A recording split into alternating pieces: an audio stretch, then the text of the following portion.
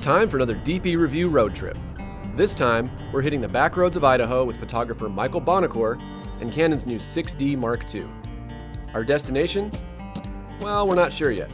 But along the way, we'll be visiting remote locations to meet up with interesting folks and capture some beautiful fall colors. From the open road to the end of the road, buckle up and join us for Michael Bonacore's Idaho.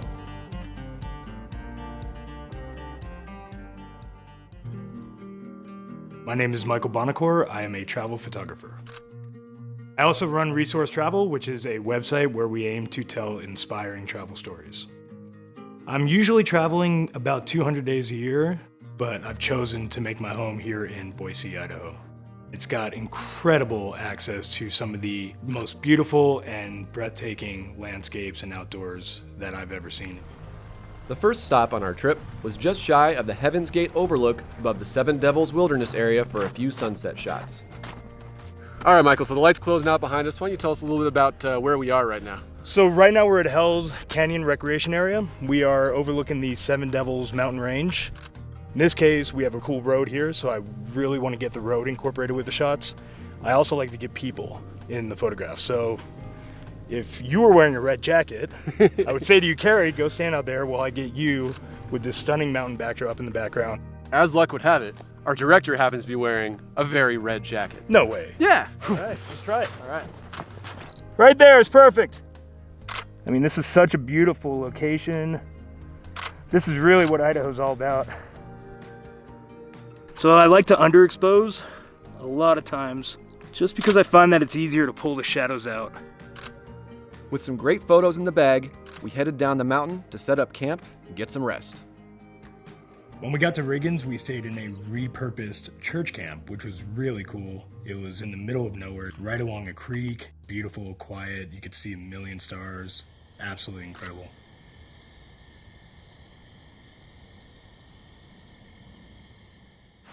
Percolator coffee.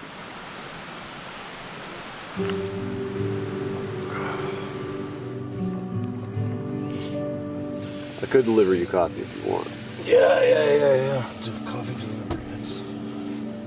It's amazing. The 6D Mark II is Canon's 26 megapixel entry-level full-frame DSLR. It utilizes Canon's excellent dual pixel AF in live view. It also features an articulating screen and can shoot up to 6 FPS in burst mode.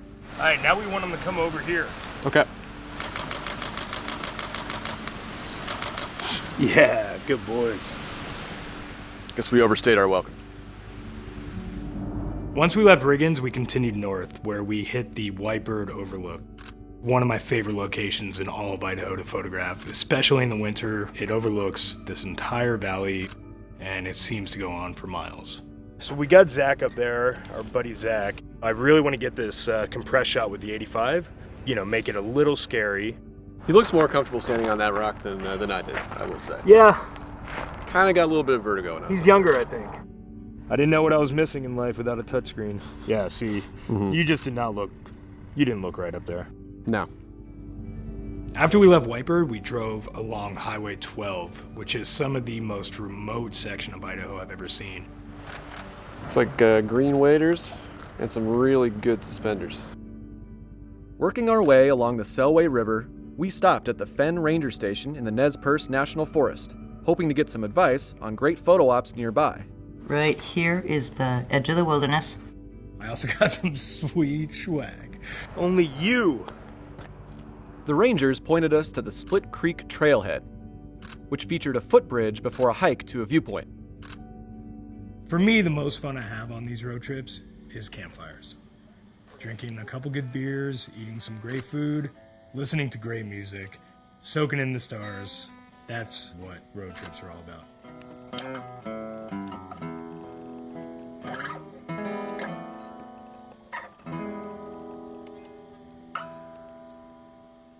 Next morning, we woke up before sunrise, and we were lucky that we did because there was some beautiful fog hanging around the trees up at the top of the hill. Early morning, I love using a tripod. At f4, I'm getting a 1/25th of a second shutter speed. Yeah, so we're going to set up an interval timer here. We are going to try to do our best to have a slow enough shutter speed to kind of blur that motion of the fog, blur the water in the foreground just a little bit, and as the light's coming up, it should be a really nice scene. With the sun cresting the horizon and the fog dissipating, we turned our cameras around and shot into the sun for a different look. When you shoot at an aperture like f/18, f/22, when you're shooting into a light like a sun or a street light, it's going to create that starburst effect. The rangers had told us about a location called Selway Falls. We thought we knew how to get there, and we wound up getting lost. I don't know what this symbol means. I think that's Ranger Station. That's Ranger Station. What's this yeah. square with a circle in it symbol? I think that's a center point metering book. When we finally found it, we actually wound up taking some really cool shots. It's a beautiful location. No one else for miles. My preferred shutter speed for when I'm shooting moving water is around 0.8 of a second, maybe a second. It gives me the slow motion effect, but not too slow.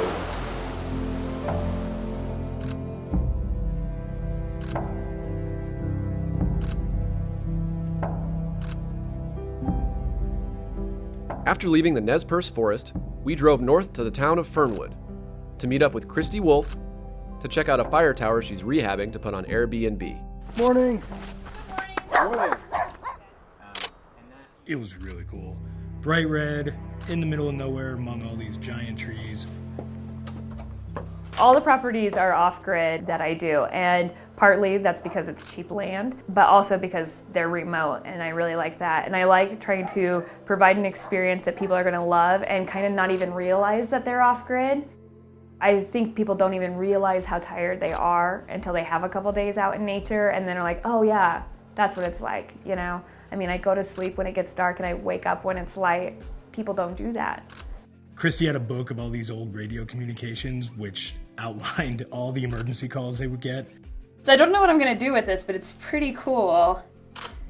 Passenger having labor pains. And it gets better. Tell the lady that she must calm down and stop if she wants assistance. You know, I just want to keep making really interesting places, and I'm going to keep doing that as long as people enjoy it and as long as I'm physically able to. It was finally time to say goodbye to Christy and start making our way back south. Outside the town of McCall, we stumbled upon some of the best fall color we'd seen yet.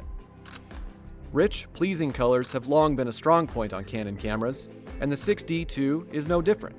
Churning out warm, saturated yellows and reds, it really helped the leaves to pop against the conifers and the sky.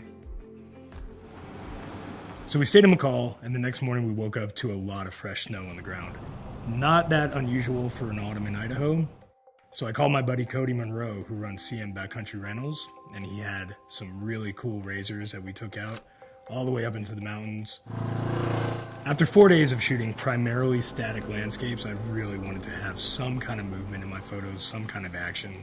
Cody was driving fast and crazy. It was a lot of fun and definitely put the camera to good use in those conditions.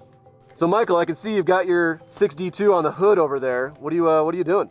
So I'm utilizing the touchscreen flipped out, and I've got the camera right here on the hood, which when I use the tap to focus and exposure, it's giving me a really cool inside view of Cody. Automatically focuses on his helmet and takes the shot for me. With the snow coming down, we had a chance to put the 6D2's weather sealing to the test. Michael Bonacore doesn't need gloves to shoot in the snow in the mountains of Idaho. I do.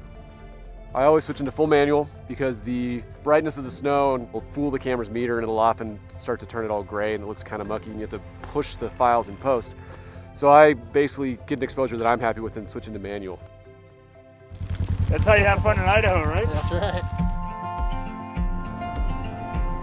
What I love most about travel and adventure is sharing the experiences with good friends. Enjoying life, enjoying each other's company, and this trip had all of that, in a state that I'm proud to call home. Road tripping through Idaho with Michael was an unforgettable experience. From small towns to towering peaks and everything in between, the natural beauty of Idaho shined through in each and every image we captured. Until next time, I'm Carrie with DP Review.